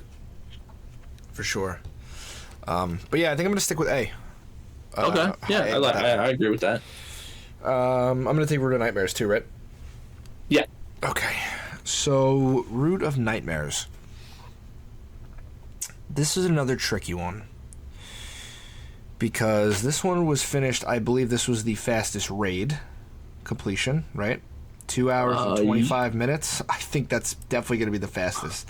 There were dungeons that took longer than... Wrath was an hour. Oh, you're right. And 59. Right. Well, this was the fastest. Actually, and D2, yeah. This was the... Oh, actually, no. Scourge. All right, whatever. Whatever. You get what I'm saying. It was a very... It was completed very quickly. Not a lot of people liked it. I think this is another one where I like the mechanic of like connecting the light and the dark. Mm-hmm. What are those called? Like, not nodes, but like the little planet looking things. You know what I'm talking about? Yeah. On the plates. Yeah. I think connecting those was cool. Like the first encounter I've almost done solo. I mean, it's obviously not that hard. It's not that hard. Like that's the only thing that I don't want to get like too like in my own head. Like it's an easy raid, so like it must be good, or like I must be really good. That's why it's so easy. Yeah. But I think I don't know, the first two encounters and the walk up to the third encounter, connecting the light and the dark, using the light to protect you from the dark on your way up. I think that stuff is cool. I like stuff like that. Yeah. But I don't know. I mean, a majority of the raid is that, but actually the whole raid is that, actually, if you think about it, because no, actually not. It is. I was going to say planets. The planets is a little different. You're still connecting dark and light technically. Yeah. I don't think the planet step is as bad as people make it out to be. It's definitely tricky if you don't know what you're doing. But if you play with competent people who know how to play the game and know how to do it, it's not that difficult. Mm-hmm. I'm going to put it... I think I'm going to put it right below King's Fall, right above Prophecy. Okay. That might be crazy high for some people, but I think it's better than Prophecy. I think it's better than Leviathan, Deepstone, Goss. I think it's better than all of those. Maybe I don't think it's better than Deepstone, and we're gonna discuss. I don't know. It's really hard doing these type of things with two people because everyone has their own opinions. I think it just comes down to the fact that it's an easier raid. Maybe that's why I'm skewed by it, but. I will say, like, the final boss, I remember, I think all of us, we did this in time to get the jacket. Yes. And nobody bought it because we forgot. No, I have it. Oh, you do? You also have the Vow one, don't you? I have Vow, and I have Root of Nightmares, yeah. Okay. Root of Nightmares, we all did this in time, and I kept holding off when I would buy the jacket. And then I'm like, oh, I need to buy the jacket. Let me go buy it. And then I missed it by, like, 2 days. It was gone. But yeah, it's not bad. It is definitely a fun raid, especially planets. Planets is probably one of my. If you have a competent team, it's a fun encounter. If you don't, it sucks. Oh yeah, if you have people who don't know what they're doing, it's probably the most agonizing encounter in the game. Yeah, but no, yeah, I don't think it's as bad as some people make it out to be. No, it's definitely fun. All the encounters are pretty. They have a good amount of difficulty to them. Mm-hmm. It's a pretty well-rounded out raid, in my opinion. All right, Ghost of the Deep. So, as Kenny had said, he had done Spire by himself. Yes, Spire the Watcher. Yes. I have done Ghost of the Deep by myself. And so, all in all, we're the best Destiny players there are. Of course, so, of course. But... And I don't want that to skew my thoughts of Ghost because I have done it by myself and I've played it so many times. I love Ghosts. It's every encounter, every boss fight encounter, it's fun. The mechanics of the symbols and symbol for the knight going down into the water, doing the right symbols, killing the wizards up above and everything, and then the final boss, potentially, stopping Oryx from being awakened, but which seems like he got resurrected anyway in Heresy. Anyway, it's just a fun encounter, and I will say it took me 8 hours to do this solo. Yeah, that's crazy. And I think you said you took some breaks in between doing that solo, right? Yeah. I think all in all, I think like the actual total time it took for me to do that was like, it had to be like something like 3 hours or so, because I know the final boss took me probably about 45 to 50 minutes. The rest of it I kind of flew through. Like the first, if you want to call them, the first 2 encounters where you have to connect all the nodes to go down the chute, and then connect all the nodes to get up to the first boss, the Harpy boss. Yeah, that was all done very quickly. The Harpy boss, once I got the hang of it, I got it done fairly quickly. It's just, again, the longest time I took was on the final boss. Probably took me about almost an hour. So. Oh, okay. Yeah, so I know for Ghosts, like I said, it took me, but I did it in order to get the, the title. You have to do every encounter without quitting out of the activity. Right. So I sat down for 8 hours and just did it. And everything, the first encounter, I did no deaths because I tried to do it flawless. And the first boss fight, I did flawless.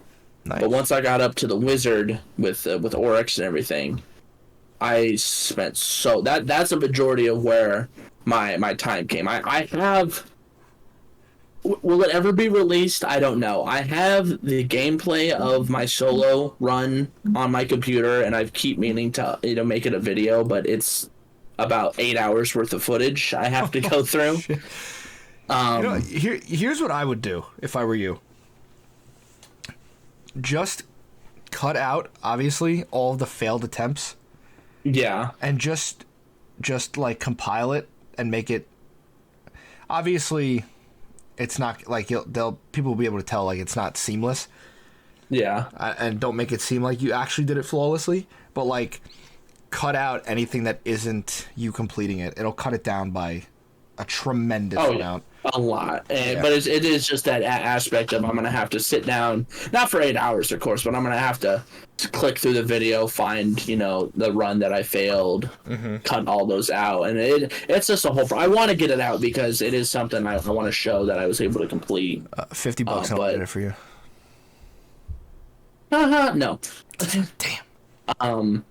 Yeah, I like Ghost. I'm getting sidetracked, sorry. But I honestly think Ghost, it's an A for me. Wow, that's crazy high for me. And I really like Ghosts. I mean,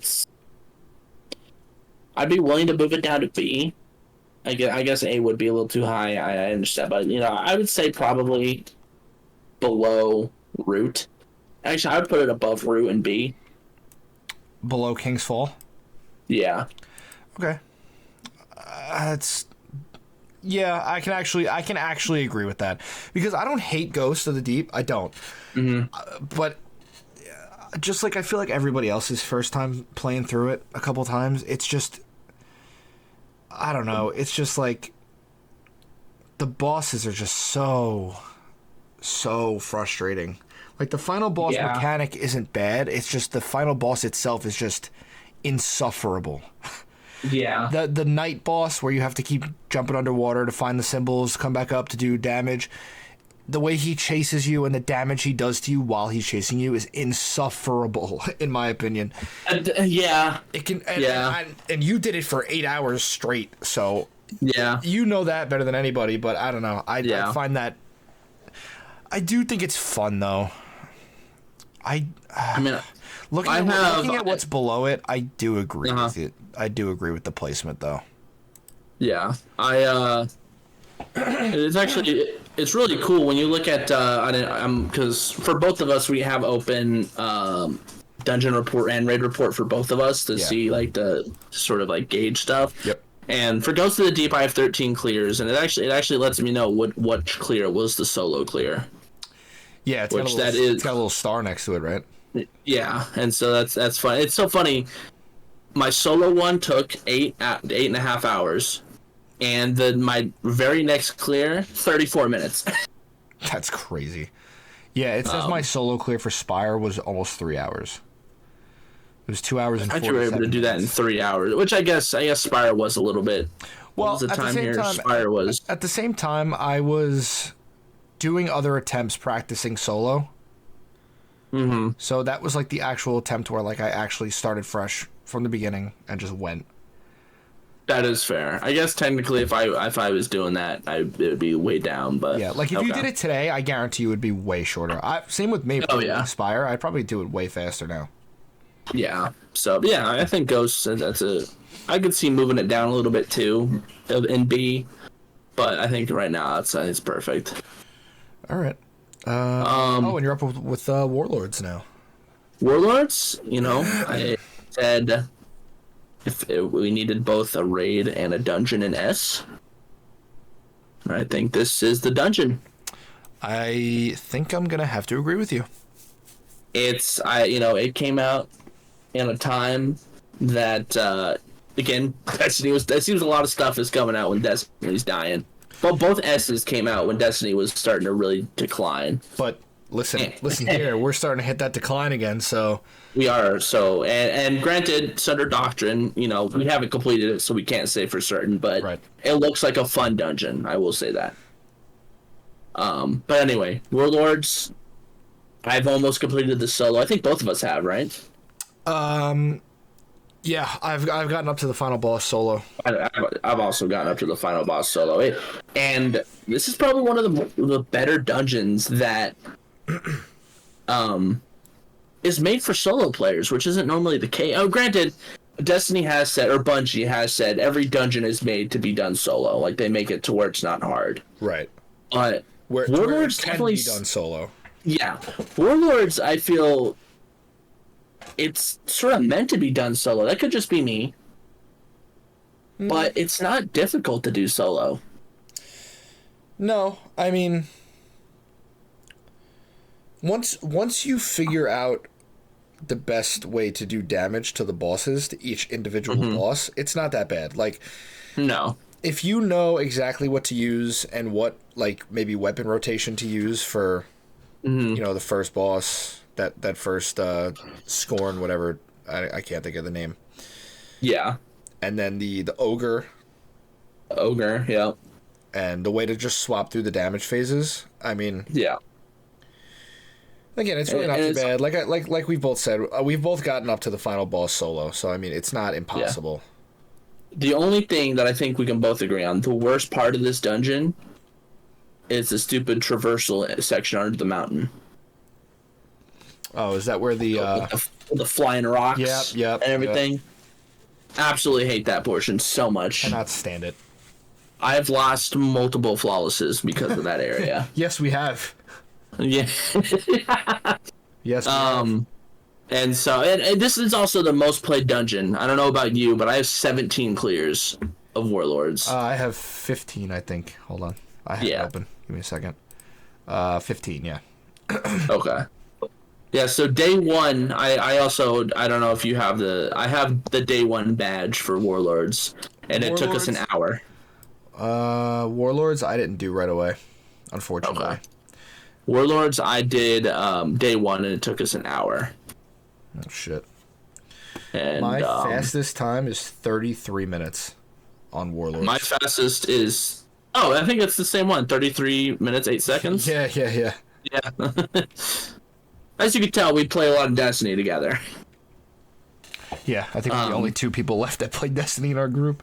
Right. Which is... it's such a shame, though, because, like, we have... Like, Justin's gotten much better than what he used to be. Oh, yeah, dude. Like, he can definitely hold himself sometimes. Yeah, like, when we finally... Which... I wish we would have taught him this sooner. I don't know why I thought he knew about this ahead of time. But when we finally started teaching him about weapon mods and armor mods and shit like that, he got infinitely better because he finally was playing the game the way it was meant to be. He used to just pick up armor and just throw it on. He used to just pick dude it up, looked like a pincushion with just like random pieces of he didn't look fresh, dude. This guy. He wasn't fresh. He wasn't fresh at all, dude. No. Never changed the colors on his armor. Never added any mods to any of his armor. And the only exotic he used was Celestial Nighthawk. Yes. Yep. That's it. Well, we could be doing something that required ads, and the man was still rocking Celestial. We didn't even need that type of damage. We were doing a strike. Yeah, really. It's like Justin, chill out, man.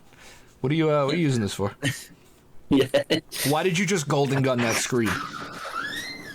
Yeah. Like that was a simple dragon. You one shot him. Literally not needed. Did not need it.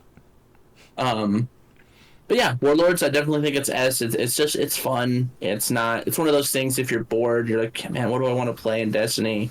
Let's run Warlords. Yeah. Let's try to get a quick clear on that. So yeah, for sure. All right. Final two. Yep. Okay, so first we have Salvation's Edge. Yep. Which, I just left the Discord. I agree. Sorry about that. Oh my god. All right, Salvation's Edge took almost 19 hours to complete day 1, 18 hours and 59 minutes. The longest raid. Yeah. We forgot the Warlords was 40 minutes. Warlords, yeah. And Ghost was 40 minutes. Yeah. So. Salvation's Edge. See, this one's tricky because I think the shapes mechanic is cool. Mm-hmm. But I gotta tell you, I'm used to it now and I understand how to do it now, but I still don't like that one encounter with the white room that I can't think of the name of. That's the shapes. Right. I meant like the shape mechanics in the sense of like, how you start, where you kill enemies, pick up or you hit the pads and you collect pyramids, spheres, and cubes and whatever. Oh yeah. And you bank them and yeah. Mm-hmm. That one I'm okay with. Those mechanics I'm okay with. The one I don't like is where you're in the white room. Mm-hmm. 3 of you get sucked into wherever. The mirror dimension or whatever. Right. And you have to make the right shape, or you have to have the right shapes on your side, and somebody else on the outside has to match the shapes or whatever it is, right? I cannot stand that encounter. I understand how it works now, but I still... the ghosts? And the ghost step where... people die. Somebody has to pick up a ghost. If you put it in the wrong spot, that person dies. Right order. Yeah. Oh my god. I don't know why I can't think of the name of that encounter off the top of my head right now. It's something. It's like excretion or something like that. That sounds. Let's see. But while I'm looking for this, I mean, other than that one encounter, I didn't mind the witness boss fight. I thought the mechanic was a little stupid. Verity, yeah. I think the final... There was like a whole written essay, too, on the Reddit for this thing. Oh my Damn. God. Yeah, that was horrible. Look at that. But I think the witness boss fight was okay. I like that we get... What is it called? Excursion or something from it? That 12-player mission where you finally beat the witness, like completely. When you actually when you actually do the raid. Yeah. After you complete the raid, you get the little 12-player mission. Yeah, I think that was cool. See, I know where you're like. I'm gonna let you rank. I will say, I enjoyed it, and I would probably rank it pretty high, just because this was a good raid, and it was a great way to end this light and dark saga for Destiny. I think it was a great way to end it all. I'm torn between putting it like low A and a high B. I don't. I nostalgia wise, I love King's Fall and Quota's End. Mm-hmm. But like, I think it honestly, I don't know. Yeah, this is all you. I don't know. See, I like them too, but I feel like the nostalgia is what's kind of pulling at me. Exactly. Which is why I think Salvation. I don't know. It's like it either goes right behind King's Fall, or like right above Wrath of the Machine in A. That's. I could see it being below Wrath, because I think it's definitely not as good as Wrath, and okay. So yeah, I'm actually okay with that. We'll do that. High A. okay. I mean low A. Low A, Right below Wrath. I'm okay with that. Yeah. I also just think, like you said, it breaks out that 12-player mission. Well, honestly, is the first that's ever been done, and I love it too for the story, because it's like. I think the story of it is that, there was one team that went in there and damaged the witness. Like, a lot of these are story-wise, it is just one fire team. But then this mission was like, now we need every single Guardian to just throw everything you've got at this guy. Yeah. So the way the story was, though, is when you finish the campaign, that's the first time that you have anybody damage the witness, I believe. Yeah. And that was just a regular fire team. Now the witness is damaged. You go into its pyramid ship. Or, was it the pyramid ship, technically? No, it was the giant monolith, like in the right, the monolith. Yeah. Go there, get it, practically critically injure it, and then that 12-player mission starts, and it's like, okay, the witness is literally 5 HP. We need to throw everything at it right now. And it was cool too, because you brought it in. You brought it Mithrax. Yes, that final cutscene is one of the best I think that they've ever produced. That final cutscene where you have everybody, you have everybody. Zavala leading every army, the Hive, the Fallen. Oh, Savathun's even there. I forgot about that. Savathun's there. Everybody's there, and they're ready, and they're like, and it's like, okay, this is it. Like, this is where it's going to end right now, no matter what. And then you go in there and you finally finish it. And he dies. It's almost like his death is cinematic too. He like explodes, and like all the souls are like, oh man. It's almost like Endgame, Avengers Endgame, where everybody comes to fight Thanos one last time, and it's do or die. Like, this is it. Like, we have to do it now. Yeah, and I like it too, because it's one of those things too where it's like, a lot of these guys used to be our enemies. The Fallen used to be our enemies. They're Mithrax and the House of Splicers are helping us. We used to be really big enemies with the Cabal. Keitel is there helping us, and then of course even the Hive. The Hive has been our biggest enemy, and they still are. They still are, yeah. But for like that one final fight, Savathun brought her Hive and helped us out to kill the witness. And it was just such a cinematic, and then the final cutscene where you're, like you said, was awesome. And then you're just sitting on the helm watching the Pale Heart, and that Latin message from Bungie saying, thank you for everything. Yep. I was like, oh, it's perfect. Yeah, I think that was. I mean, I'm sure lore-wise and like missions-wise, like story mode, campaign missions-wise.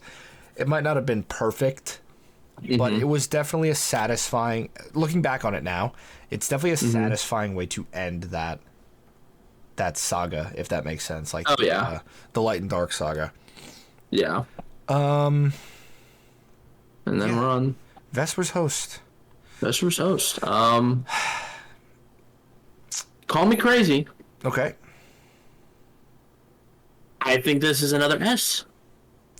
Oh, S, huh? There's so much stuff about it that just makes this dungeon enjoyable.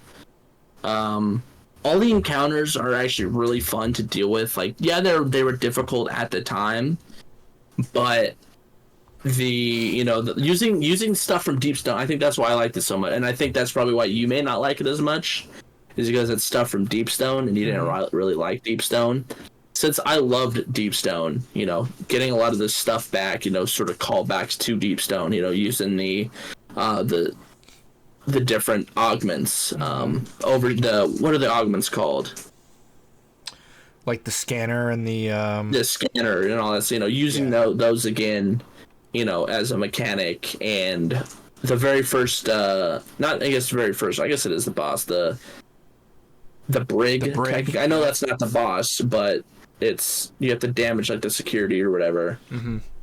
And then the giant servitor boss where it like splits off into 9 of them, and you have to like call the number out. And everything. That I actually did think was cool. And then I love the final boss of like you got to go into the bunker underneath and damage different copies, and then you go out to this weird anomaly thing, and you got to damage it while a whole bunch of clones are chasing you, and then you got to like I don't know.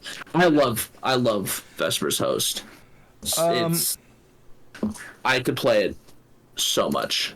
I agree. But I don't think I'd put it in S. I think I'd put it at top of A, right above VOW. I'm okay with leaving it in S, but if it were me, I think I'd put it at top of A. Okay, personally. I guess I was too excited. My bad. But yeah, I can. No, I mean it's your pick. But if it was me, I think it is really good. But I think it would go top of A. Yeah. Above VOW, VOG, all that.